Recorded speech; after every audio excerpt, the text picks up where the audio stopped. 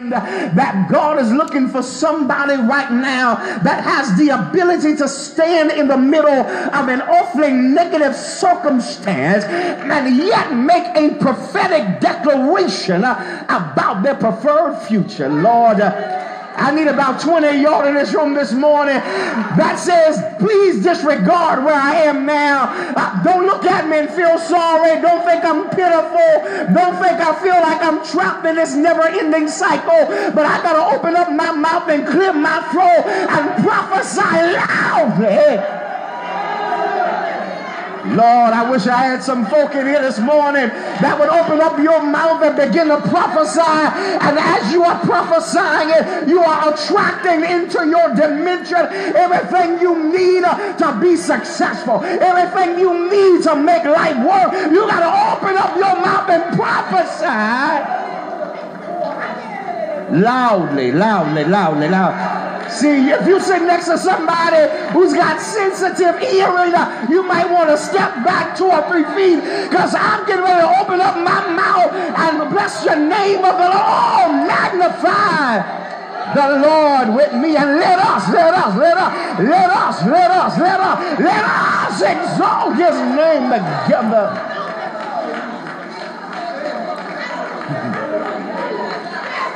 Loud people always defy limitations. God, that's why you remember the boy was on the side of the road. They said, shut up. But the more they told him to shut up, the louder he got. Because the louder I am, it breaks limitations off of me.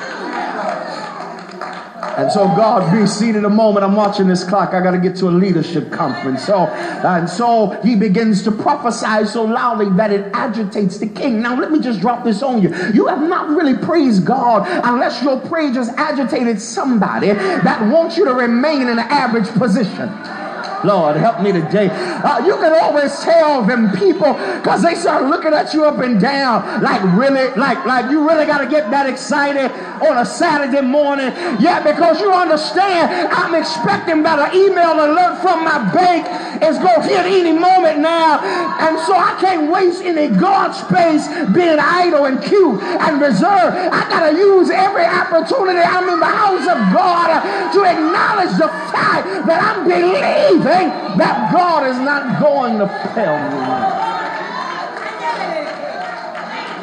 So as I was prophesying, please be seated a moment, be seated. He starts prophesying in so boisterously that the man locks him up in prison in anticipation that him locking him up would shut him up. You done messed around and picked on the wrong one now, because I understand that even when it looks like I'm locked in, might I drop this on you, that your praise must precede your exit. All right. Why am I in there so long? Because you're quiet and you allow the situation to suppress you and to silence your mouth. But even jammed up against the wall, you got to open up your mouth and say, my God is an awesome God. Lord, help me here. You got to learn how to turn your situation into a sanctuary. Lord, I thought y'all was ready for this kind of stuff now. Lean on your neighbor and say, I know it's hard right now. I know. But tell them, turn your situation into a sanctuary right where you are and say, God, I believe that.